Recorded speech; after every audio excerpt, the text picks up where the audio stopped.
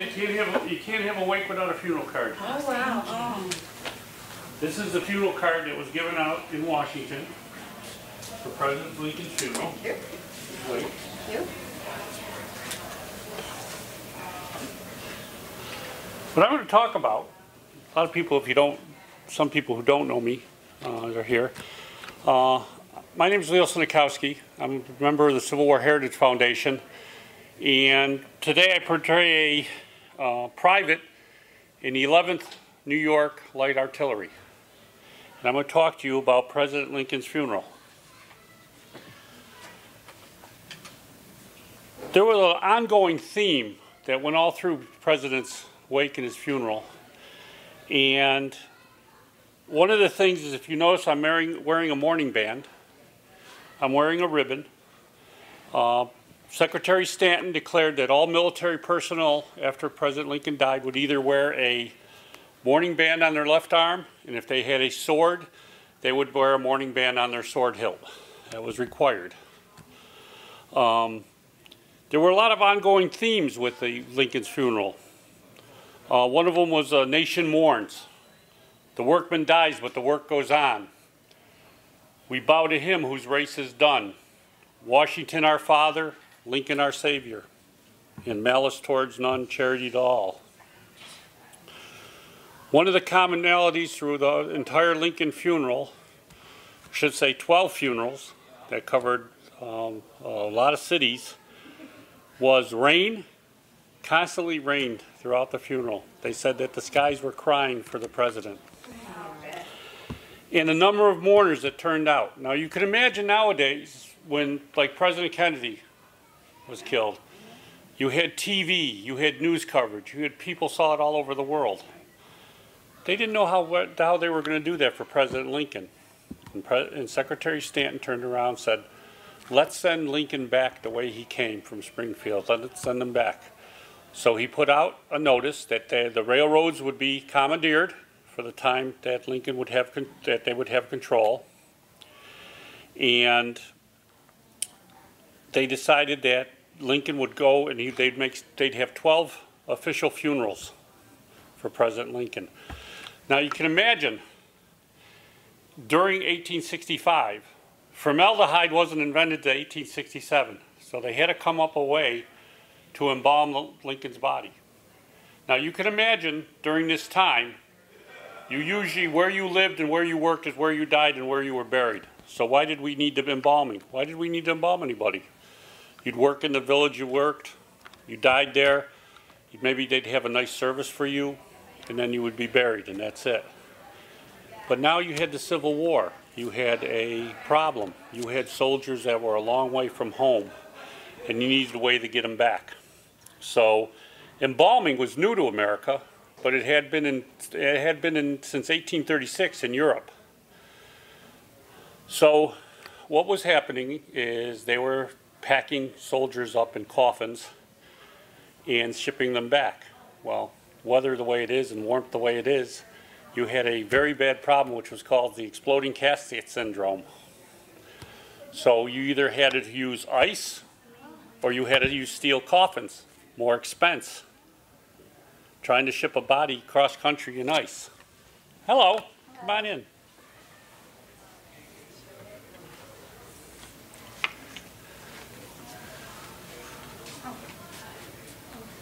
Thank you.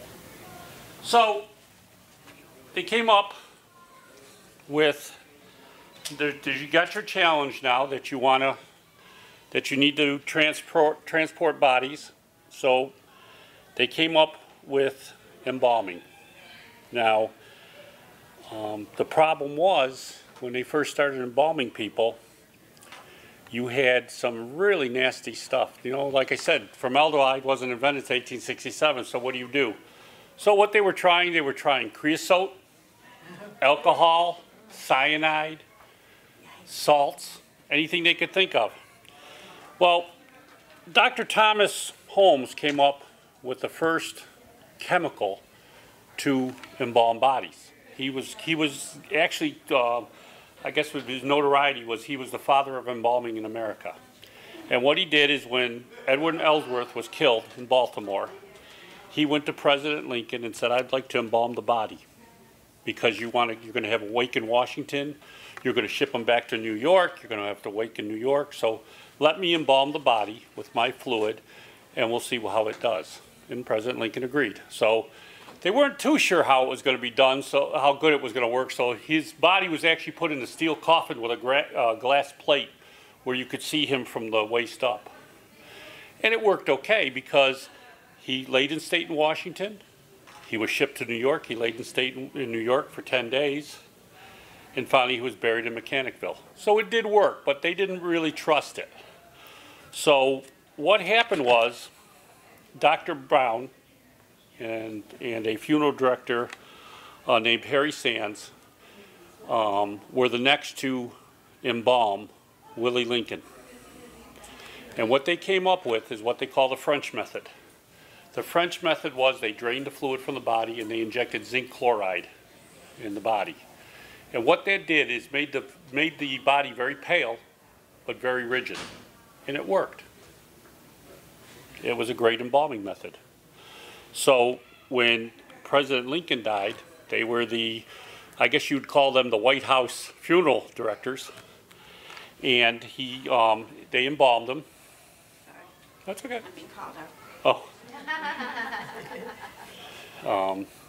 What they did is after Lincoln was autopsied, which all they did is they removed the brain, and when they removed the brain, the bullet fell out. So there we go. That was the cause of death. So we're done.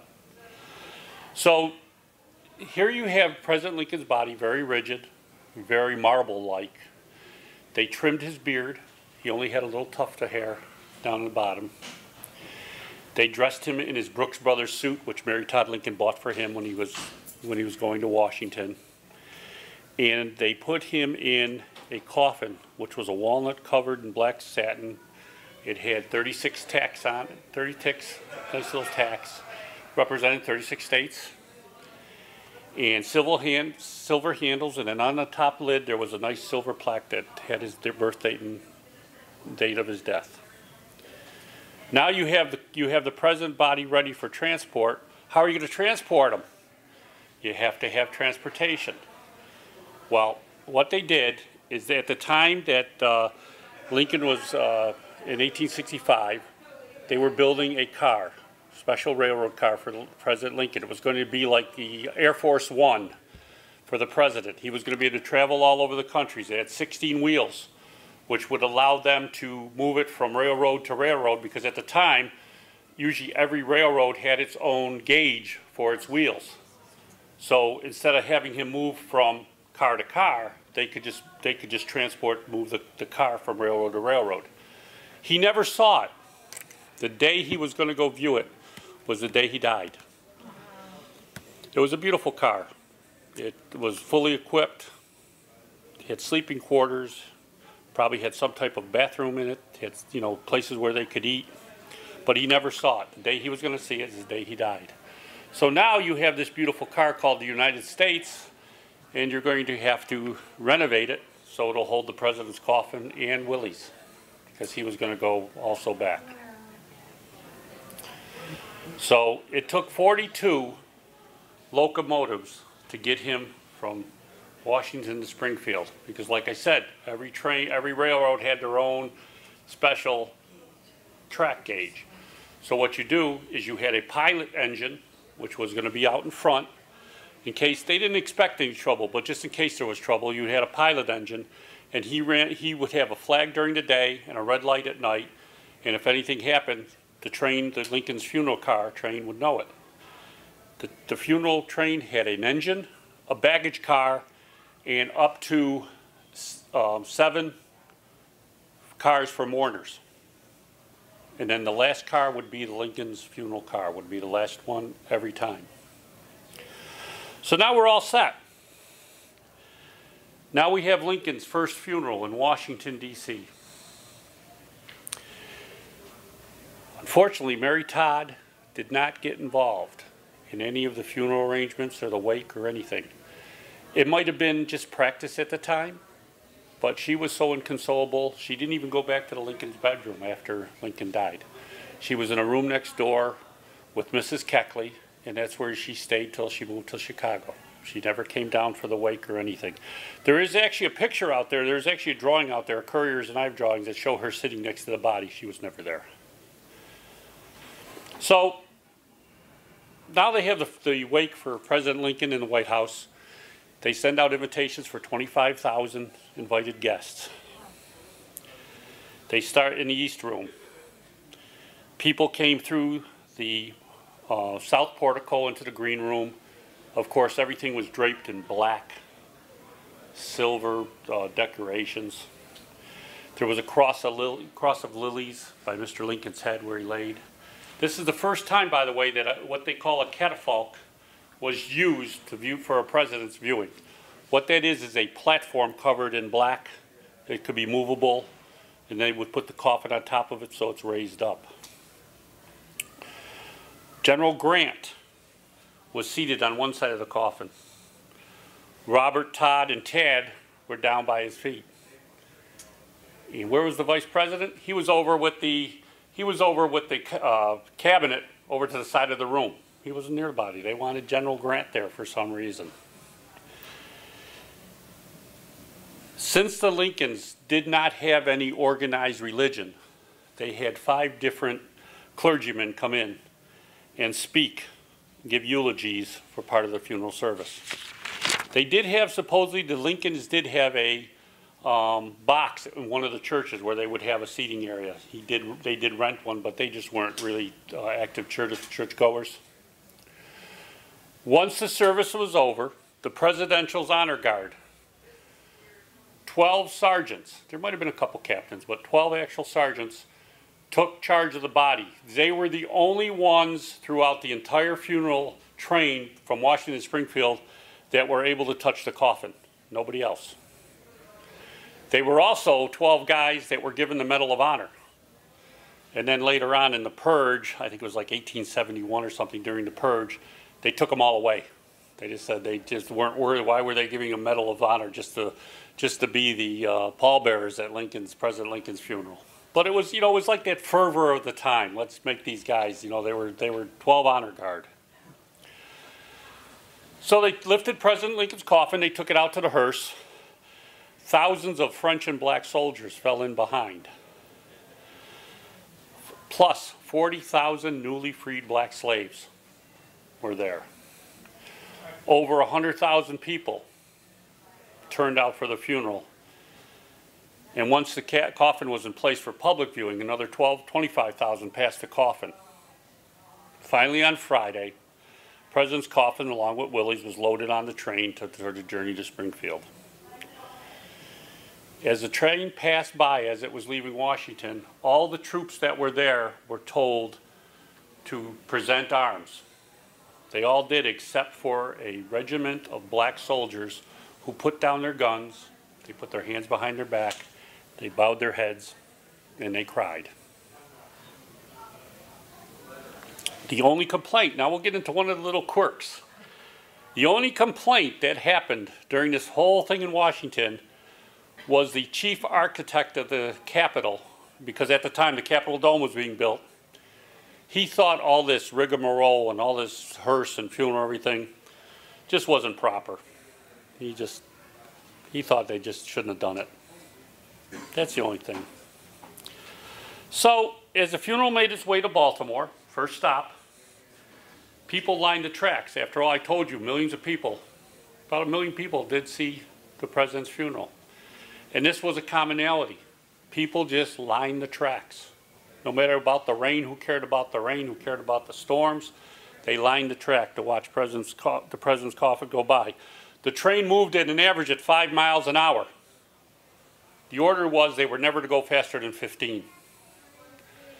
So now you see why you're talking 1,654 miles, 180 cities and 7 states, and how long this took. He didn't arrive in Springfield to May 2nd. So they were supposed to, Baltimore wasn't really friendly towards the Union during the war. Kind of iffy. So they were supposed to have a 4-hour wake for the president. For some reason, it got knocked down to 90 minutes. So After the 9 minutes, the body was removed, taken back to the train. The mourners that were there, the thousands of mourners that were there, were so mad that they did not have 4 hours to see the president's body. They forced the local dignitaries to open the viewing area again so they could walk by and see where the president's body was. He wasn't even there. So, before getting to our next stop, which was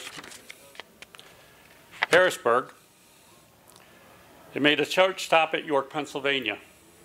6 ladies in black were permitted to enter the funeral car and place a wreath of white roses and other rare flowers on the president's coffin. Any idea, flowers-wise? Why flowers? What do we do now for flowers? We bring flowers, we give flowers at funerals. Why do you think they did it then? The smell. You're going to have a president who's going to have 12 funerals and travel on train, and his coffin is going to be more open than it is closed. So flowers were going to be very important. You know, the embalming did good, but it wasn't perfect. So now, Harrisburg, intense thunderstorms. Yep. The mayor of Harrisburg ordered all schools, businesses, saloons, everything closed for Lincoln's funeral. The hearse was joined by 6 black horses, and the funeral procession was 5 miles long. The body laid in state at the House of Representatives, surrounded again by a circle. Well, they did circle of flowering almonds. Something a little bit different, along with emblems of sorrow. At 9:30 p.m., 10,000 mourners filed past the president's coffin. The next morning, it was again open to allow more viewing. A grand funeral procession, including the governor of Pennsylvania, again took place to bring the president's body back to the train. A stop in Lancaster at 1 p.m. to have them see the president, because they were allowed to stop. They just said you had to move 5 miles an hour, but if they had a reason where there were enough mourners, they could make a quick stop. Among those mourners sat former President James Buchanan in his carriage to watch the president's body go by. Thaddeus Stevens, who didn't have a real good relationship with the president, it was kind of contentious, he stood on a rock, and as the train went by, he took off his hat and he tipped his hat to the train. It then went to Philadelphia, the next stop. As the train rolled into Philadelphia 2 hours ahead of schedule, to 500,000 people waiting to see the president's body, including a big population of probably all of New Jersey who came across on ferry. So they were there too. This was the first problem with the Lincoln funeral. They never took the body off the train for 2 hours. So now you have all these mourners standing outside waiting to see Lincoln's body for 2 hours. Philadelphia was not the city of brotherly love this day. They finally took the president's body off. Another beautiful hearse, 8 black horses, took his body to Independence Hall. The grand procession to Independence Hall included 11 divisions of soldiers and probably everybody from every civil, military, Masons, whatever organization. The head of the body was placed near the Liberty Bell. Unfortunately, the great city of Philadelphia decided that what they should do is all the higher echelon and the important people in the city should go and be able to see President Lincoln's body first. Let all those other mourners stay and wait. Now, they were given special admittance cards from the mayor's office. The powerful citizens were permitted to pay their respects to President Lincoln from 10 p.m. to 1 a.m. the next morning. Now you got to imagine, you still got this huge crowd you got to worry about. All these people standing in these lines with ropes and everything, they're waiting to see Lincoln's body. The Philadelphia papers wrote a nasty criticism about this, saying, here's a man who is the champion of the people, and the people can't even see him yet. So what happened? The doors opened, by the time the doors opened at 5 a.m., crowds were lined up for miles. People were tired. People were angry. People were fidgeting. And with all these people standing around for all this time, what happens? You have crime. You have the pickpockets doing their job. You have people stealing. So as the ropes became cut and the women were getting jostled and dresses were getting ripped, the local police had a great idea. Let's take all the people at the front of the line and let's move them to the back of the line. That'll solve the problem. Well, that didn't do it. That really did do it. So finally, after everything got settled down at 1 a.m., it estimated about 300,000 citizens finally got to see pass by the president's coffin. It was finally removed at 2:30 a.m., taken back to the train, and as it left, there was music, people held candles as the train left. So now we're on our way to New York City, next stop. Now New York City, because New York City is the grandest place in the world, of course, they get 2 days to see the president's body. So they arrive in Jersey City about 10 a.m. And even though it was 10 a.m., the clocks were set at 7:22 a.m. Any idea? Is that when he was killed? That's when he was declared dead, at 7:22 a.m. on Saturday. So it was just a nice little thought, they put the clocks. They ferried the casket across the river, then Willys, and then the train. The 7th Regiment, who were the first troops to defend Washington, D.C., were there to meet him. The city was wrapped in black, and the words "Nation Mourns" was on the building. This is another kind of unusual happening. This was the only place that the president's body was photographed, lying in state, illegally. Secretary Stanton declared in his orders that no photographs would be taken of the president's body lying in state. A photographer took the picture. It was seized. It was thought to be destroyed. It ended up in the Springfield Museum, and they have it, and it shows his body lying in state. Springfield, Mass? Yep. No, Springfield, Illinois. Oh, Illinois. Yep. Yep, they found the photograph. It wasn't destroyed. I think it went to Stanton's son, and then I think it went to the museum. And they do have it. They had a nice rotunda, and they put the catafalque in. It was really nice, except the staircase was so narrow, only 80 people per minute could get and see the body. And you had 500,000 mourners waiting to see him. So, of course, many of them never got to see him. The funeral was set for 2 p.m. that day. Of course, New York City did it proud. They had a 14-foot-long hearse, 7 feet wide, towered over the crowds, and it had the Temple of Liberty national flags protruded from 3 to 4 columns, and over the president's coffin was a big gilded eagle hanging. And that was his funeral hearse. Bells rang for 4 hours, cannon fires, and 100 bands played that day for his funeral. Again, every social civil group, Masons, labor unions, foreign dignitaries, 11,000 soldiers, 75,000 people in all. There were also 5,000 freed blacks waiting to march in his funeral. Tammany Hall, in all their wisdom, and I could never find out what their wisdom was, whether it had to do with the draft riots at one time or anything, said the blacks could not march in the funeral procession. So time went. As Secretary Stanton got involved again, said, no, the blacks can march. That's what everything was about. But by that time, only about 500 people were left. So Only about 500 blacks walked in the funeral procession, and they were told to march at the end.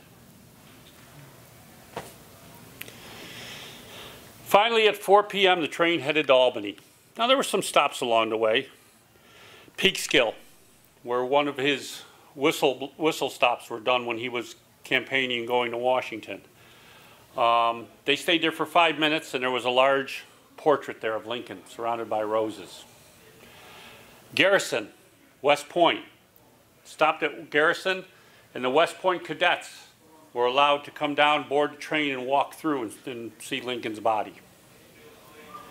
Poughkeepsie, they stopped 1 hour for dinner.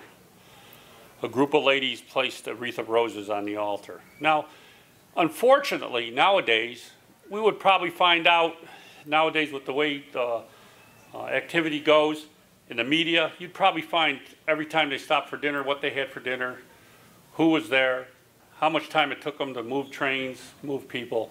Unfortunately, nobody took that information down, so just the stops. So finally, they make it to Albany at 11 p.m. Due to the crowds along the tracks, the train had to go slow, so it took longer than usual. Train engineers were so moved by the crowds and bonfires along the way that they slowed or stopped to have people be able to say goodbye. The train arrived in what they call East Albany, which is across the river. It's now called Rensselaer. So it arrived in East Albany. Again, they ferried the train and the bodies and everything across. He was escorted to the Capitol and placed on for viewing. At 1:15 a.m., mourners could start viewing the president's body about 60 per minute. This continued all night, and at dawn it finally ended at 1:30 p.m. The procession was not as elaborate as New York City or Washington. Albany was a smaller city at that time. The hearse was specially built, drawn by 6 white horses. None of the 200 to 300 mourners that were on the train that were accompanying the body to Springfield decided to get off because they were too tired. You know, they were having a long trip. I can imagine, can you imagine going from Washington to Springfield on a train? You probably had to find places to get cleaned up and whatever. So after everything was gone, the president's body's back on the train. They're going to Buffalo, next stop. Along the way, they stop in St. Johnsville, New York. 24 young ladies from the most, I don't know if anybody knows St. Johnsville, New York, but this is pretty funny now because 24 young ladies from the most wealthy and refined families of the village, they served them dinner and later placed a wreath of flowers on the casket. If you go through St. Johnsville now, it's like a little blip on the map. There's nobody there. It's just, I don't know where they got the wealthy and refined, but they're not there anymore. Little Falls. The ladies came on and placed a shield of flowers and placed it on the coffin. And at Herkimer, as the train passed, 36 ladies dressed in white and black sashes holding American flags, and a band played. So he was a loved president. If you look at what he didn't accomplish, but how loved he was, there's a book up here with 35 songs and hymns that have nothing. Only thing they have to do with is the death of the president. There's probably more out there. I could only find 35. So he gets to Buffalo. Let's talk about Buffalo. While the president was having his funeral in Washington, D.C., they were having a mock funeral in Buffalo. They had the hearse. They had the mourners. They had the people to sing the praises and talk about Lincoln. They had everything but the president. But they wanted to make sure they were ready, so they had a mock funeral. Everything went by. So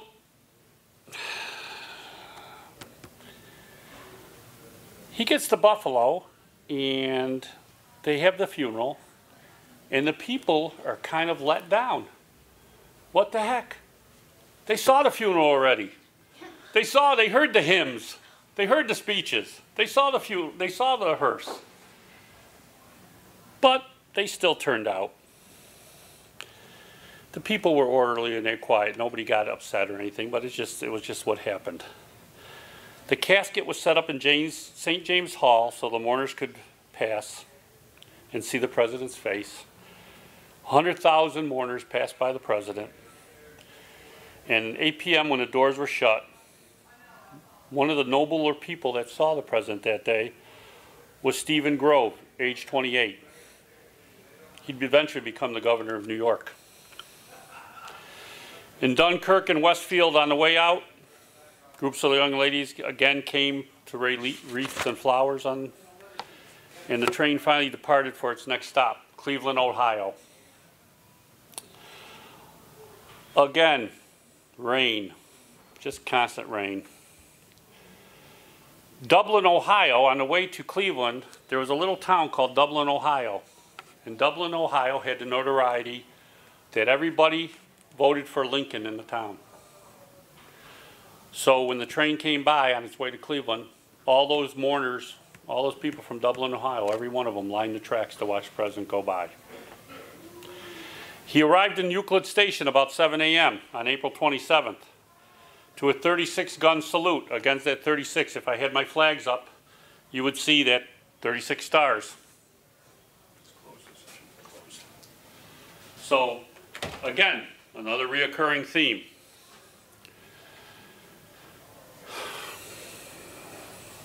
I think I find where it was here. So, after a short time at the station where a woman was dressed in horizontal stripes of red, white, and blue, and she held an American flag trimmed in black, the casket was removed while hymns and bands played and people cried. This is where you see, if you see pictures of the engine that was on the funeral train, and it's got the president's portrait and flags, and it's all dressed, that's called the Nashville. That is probably the most recognized train engine of the whole funeral. And everybody thinks, oh, that's the engine that took the funeral from Washington Springfield. No, it was only in Ohio. So this was the site of one of the more unusual funerals for the president. It was raining slightly, but they had him outside. And they had him under a pagoda, looked like a Chinese pagoda. Now here's a man who'd never been to China. Somebody came up with this design. But it was a great idea because being outside, an unlimited amount of people could pass by and see the president. They didn't have problems with staircases or anything being too narrow or too small. And even though it was raining, the crowds remained orderly, and the casket was finally returned to the train at 11 p.m. for the trip to Columbus. The train arrived in Columbus at 7:30 a.m. on High Street. People swarmed the funeral car, and they were so afraid that if that car lurched, they tried to push people back, that somebody would get hurt. The casket was removed and placed on, here we go, a 17-foot long, 8-foot wide, 17-foot high pagoda-style hearse, with the word Lincoln placed on the side. For who knows why, they knew who it was, but they had big words, Lincoln. And it was transported to the State House. The hearse was followed by soldiers and mourners. What they did is they threw flowers. They put flowers out. They threw flowers on the ground so as the hearse would roll over it, you'd get the fragrance of the flowers. They threw lilac blooms. The fragrance just filled the air. But unlike other cities, the place where they placed the president's body was very simple. It was just a black catafalque.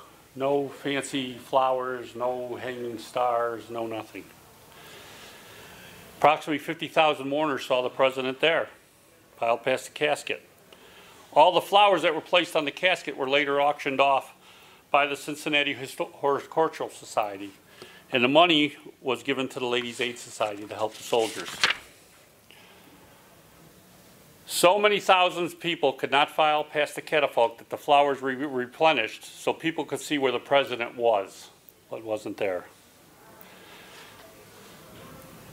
This went on, believe it or not, till May 4th when the president's funeral was held in Springfield. So these people are just doing this and nobody's there. So now we get on to Indianapolis. Again, heavy rain. Train took almost 11 hours to get there. It was slowed to 5 miles per hour from Columbus to allow mourners lying to pay their respect. Temporary arches were built over the tracks when the train entered Indiana, displaying portraits of Lincoln, Grant, and other Union generals. The procession that was planned had to be canceled to the extremely heavy rain. So the casket was moved to a black and silver hearse to the State House, placed on another catafalque. The only difference this time was that the Southern papers decided to open up and say that they thought this big funeral procession and transporting the body of Lincoln in an open casket from Washington Springfield was very morbid and morose, but nobody cared. The first group of mourners were 5,000 children, and by the time they ended up viewing, it was 100,000 people. The train finally left Indianapolis at midnight on its way to Chicago. Another issue. Indianapolis. Apparently the media was very upset that they were not allowed to report on Lincoln's funeral in Indianapolis.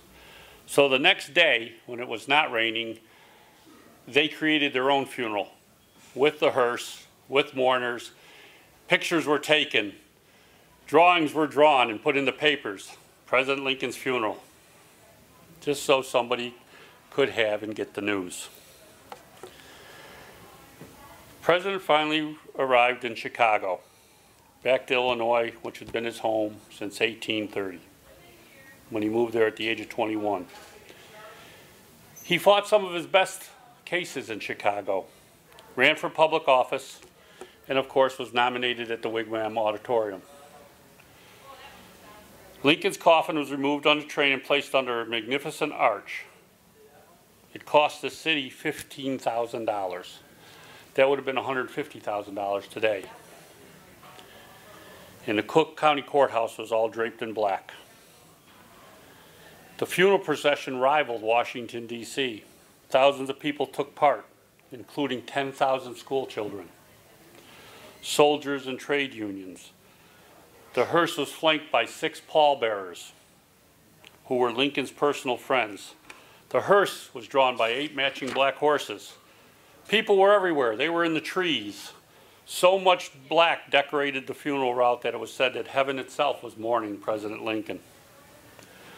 The doors of the courthouse finally opened at 6 p.m. for general public.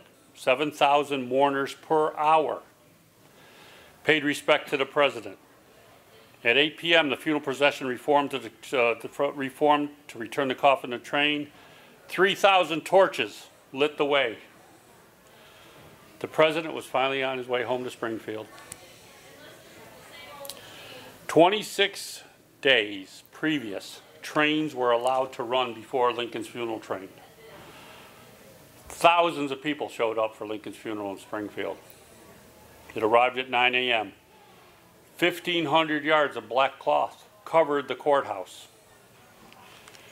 The president's catafalque contained 300 yards of black and blue velvet along with 300 yards of silver fringe studded with silver stars. The courthouse had 200 vases of fresh flowers adorning it. The hearse was built, just for a matter of a little knowledge here, the hearse was built by Lynch and Arnett Company of Philadelphia and was used before, but it was redone and personalized for President Lincoln. Mr. Arnett himself, the owner of the company, drove the hearse. The funeral ended at the House of Representatives where President Lincoln gave his House divided speech. 75,000 mourners would see him for the last time. Clergy, including Reverend David Simpson, a bishop from the Methodist Episcopal Church, spoke and reviewed Lincoln's life. The Archbishop of New York, a Protestant minister, along with a Jewish rabbi, also spoke. Finally, P.D. Gurley, the president's personal minister, was the last to speak. The crowd sang a final hymn that ended with, "O God, before whom we in tears our fallen chief deplore, grant that the cause for which he died may live forevermore." And that was it. He was buried.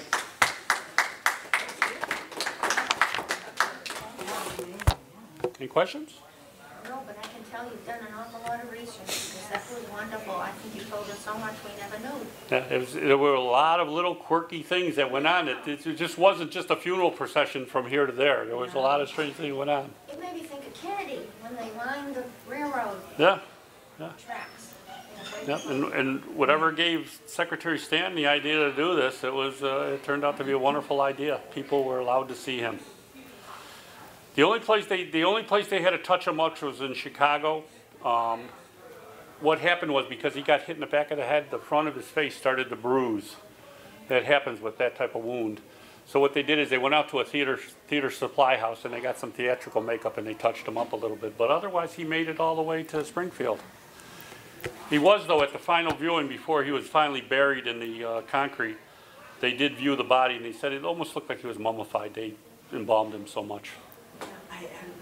Yeah.